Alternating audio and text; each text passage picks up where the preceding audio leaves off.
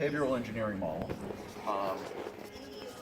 So this is based on an understanding of humans as systems, and identifies that the behaviors, it's all about behavior change, not knowledge change or espoused values or whatever else. And it identifies that the behaviors people exhibit are mostly due to the influences. And if you want to change someone's behaviors, change the influences. So then it looks at what are all those influences and what are the impacts that they have. And so based on the work of Skinner, Gilbert, et al., all those people, they defined that there are 6 influencers, and there is a priority between those 6. So this one has more impact than this, and so on all the way down. And people's behavior overall is the result. So interestingly, the places that we commonly focus are typically on the 6th most effective and 4th most effective things, while ignoring all of the top 3. So let's look at what each one is. So the first one is norms and expectations.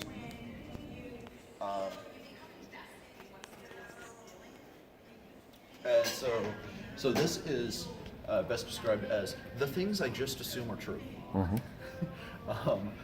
I just assume, so in that example we were talking about earlier, I just assume that I,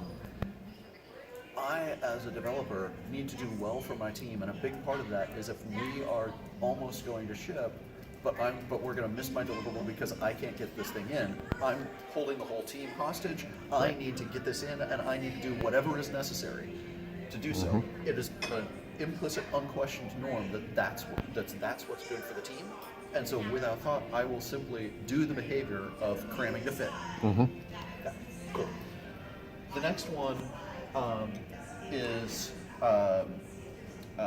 tools, which includes processes. Okay. And so, test-driven development is a hugely effective impactor on way people do design, because it's a tool. And it forces you to do that. Jira is a huge impactor on the way people put together stories. TFS is another one, and they cause, if I look at a team and I see how they are manipulating stories and dealing with them, I can probably tell you what tool they're using to manipulate stories, because there are certain common patterns that are made easy by that tool, and that's what people do. People do something different in Trello than they do in Jira, and they learn different techniques. Next one, data and feedback. Now, importantly, this does not include feedback as in I'm assessing you and telling you what I think. There is some of that, and that does show up here a little bit. Some of that also shows up in like peer pressure and some norms and expectations. Some of that doesn't actually have much impact at all. It shows up way over here.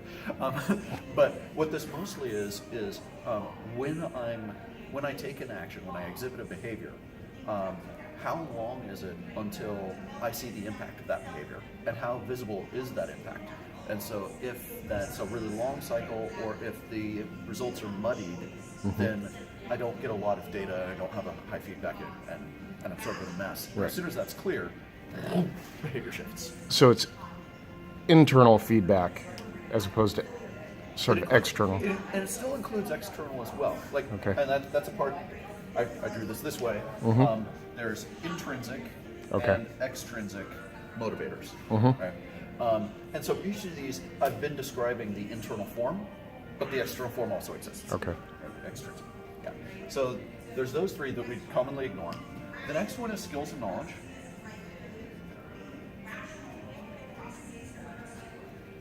This is where we spend most of our time working.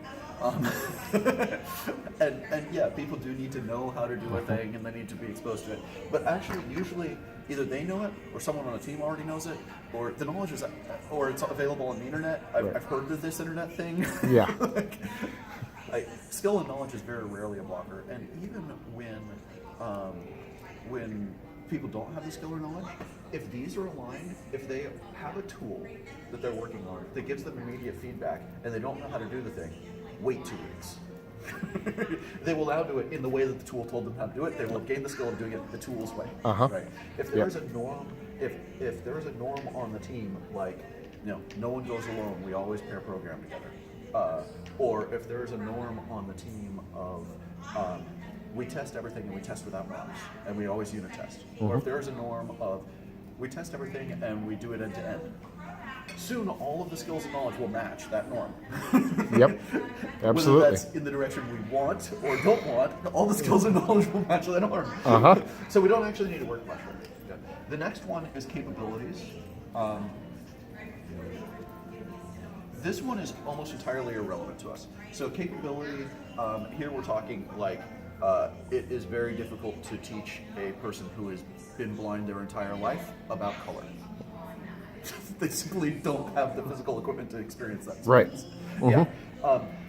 And so in programming, like, this would be significant mental retardation. Like, it's really hard to learn to program if you just, like, don't have that capacity. It tends to be solved at the hiring process for the level that we're talking about here. So it's safe to ignore. It's a coarse filter that shouldn't, Yeah, it's a really coarse filter. We don't need to pay much attention to it. And interestingly, and this is where people focus 99% of their effort, motivation and values. What do I want and what do I think is true is the sixth most influencing factor out of 6. It does have some effect, but a couple of things. One, it tends to be that humans are, we're not rational, we're rationalizing, right? And so whatever behaviors we do, whatever we find ourselves doing in our hands and our fingers, we then try and make up why that makes sense. And so our motivations quickly adapt to the behaviors that we're expressing. If I change these things, I shift your behavior, and then your motivation, your values, and your desires will come into line. If your motivation and values and desires differ from these, and you don't have any behavior, you're going to go to this behavior and then explain it, not to what you want and then shift this. Right? So I also simply ignore that call. Right. I don't need to convince you of anything. You'll do that just fine on your own. Yeah, you will self-convince given the top 4. Doing the top 4. Yeah. Now, because I know there's so much overemphasis on this and that it's 4th, I do a quick check in on it and then ignore it. Because most of the time I can't ignore it. I see that there's other things going on. And because I do the quick check at all, because everyone else believes that's where we need to focus. So I need to gather enough information to be able to raise the argument of this is pushing on the wrong end of the lever. Let's look over here. Right. Do it where it's easiest, and you get it for free. Yeah. So it's unlock behaviors, as I was mentioning before.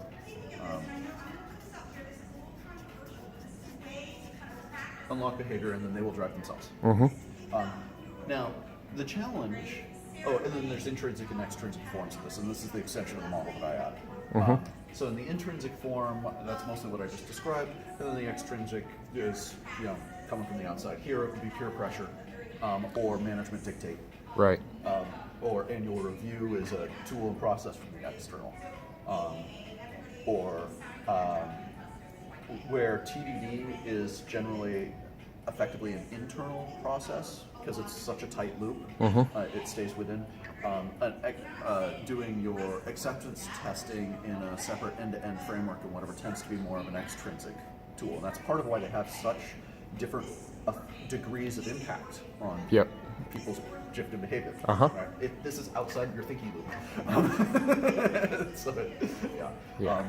And so on. Interestingly, we tend to focus here and here. This is we're going to change leaders and have them say different things and espouse values. This is we're going to do a bunch of training classes. The other place that we try and do is here-ish. We're going to change leaders and try and have them shift a norm by mandating new ways of thinking and new goal setting and the like in alignment. And that sort of works. It's upstream of a number of these, but the extrinsics are much less effective than intrinsics. Right. Yeah, an extrinsic norms expectation isn't as impactful as an intrinsic norm change. Right. And even, it's not as impactful as a change in the tools process plus the data. Yeah. If you change both of those, it will overwhelm this. Right? And so when I'm working with a team, I map out what are the influencers today that are maintaining the current state, and draw all those. And then I map out, and then I just grab what is the desired state, and what would be some changes that we can make on these influencers that would cause people to have the behavior of the desired state. And often there will be something in this box that I want to shift. Because things over time do tend to be the strongest motivator, changes the behavior, changes what tool selection gets happen, right, with other things. Right. Right. So then, and thus the total set of behavior. So usually my intervention is that's actually the hardest box to change because there's nothing above it. Yes. Yeah. But I can align a couple of boxes to it. And so if I do an alignment of those three boxes in some way, usually, but of anything within this range that is focused on shifting exactly one norm, then we can get that norm to change and all the behavior starts to shift. Right. So you change a couple of the downstream expectations or behaviors that would then reinforce or create the norm expectation. Yeah, it's not quite the downstream behaviors. It's close. Yeah. So what I do is I change some of the less impactful motivators. Okay. Simultaneously and in a consistent way that aligns with the new norm I want to set, and I remove a couple of those that are reinforcing and supporting the old norm that's there. Right. And then I will also do a meme campaign or something, which is an external norm shift. So like continuous delivery by 2019, or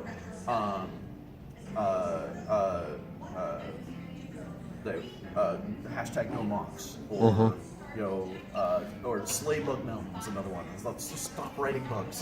Yeah. Right? Sure. All of those are memes that are easy to spread, they're easy to move, that put words to the intrinsic norm that I'm trying to put in. Okay. And then when I set up the tools and processes, people can align that, and then they can actually incorporate that norm. How do you? What I would expect that if you're changing the norms motivation, that your feedback for you as to the effects of that change or seeing any of the effects is going to be delayed. So what is sort of the delay or time frame? It's actually not that delayed, because all of these are influencers and have impact. So even if this doesn't change, changing these shifts behavior. Right. And one of the nice things here is that I'm talking about the things that change actual behavior, which means it's really observable. Okay. Observing what these influencers are takes some analysis and some study and like deep going and investigating. But seeing the behaviors people exhibit, it's obvious. You just go and sit with the team or Yeah, walk you by. ask the team. Like, you track the thing. Often a lot of things that I'm trying to do are let's get them to increase transparency. So it goes from I really can't tell to now every week this team is publishing a bunch of charts that are showing the data on how well they're performing, and it's like, look, the behavior's different. Yep. I don't even care whether the chart's going up and to the right. The behavior of we're inspecting, we're adapting, we're doing data-driven analysis of our own stuff has already happened. Okay. Yeah. Or you can walk by, in the case we talked about with silos or individuals on a team, for more collaborative, you just walk by and see, look, they're pairing. Look, they're pairing 2 hours a day. Yeah. It's real easy to see. Yeah. So, and those behavior shifts tend to happen fairly quickly. The when does the norm change? When does this become the expected thing that's reinforced? That can take a little while. Yeah. But as long as these are still in place, and as long as the behavior is happening, then over time it is fairly likely that will start shifting. And one of the other crossing things that I'm just going to mention here, had a really good conversation around information dispersal theory and the like. and it talks about there are three at a large systems level, so, you know, like big human populations levels. Memes and ideas are, you know, the concepts, and they spread, right? Right. Yeah. And the things that determine the spread of those, there's three primary pressures. And one of those is regulatory pressure. There's a rule in place, thou shalt follow, whatever. Right. That's basically a tools and process hack. Okay. Right? And those tend to be one of the best ways actually to move you out of a stable state is to make a rule that we're going to do a new thing. And it can be painful. It Right. can suck. Yeah. But it moves us out of an unquestioned stable state. One of the strongest ones that's a maintainer of current state until it flips is mimetic pressure, stories. I forgot the third one. But stories are a direct hack on norms and expectations. It's telling the story, you know, there's an unconscious story going around already that's describing this norm and why things happen and whatever else. Right. And if I can get a little bit of a shift and find a couple of stories and then tell those stories and get that spread, then that switches it from being a strong, stable pressure reinforcing meme A to be a strong pressure reinforcing meme B. Right. And those stories will fight each other out. But if one of them is supported by governance, It's even more powerful. it's more powerful. Yeah. So yeah, that's behavioral engineering model. And the way I do most of my change work and thinking, it's all about unlocking shifts in behavior, and then not worrying. I don't worry about principles. I don't worry about ideals. That's all stuff down here. Agile, like the whole Agile manifesto and all those things. That's nice. It's a description of this. Right. I don't need it. Yeah. You get it for free if you change the upper ones. Yeah, everyone rediscovers it and they have their own snowbird moment. Yep. Awesome. Thank you very much, Arlo.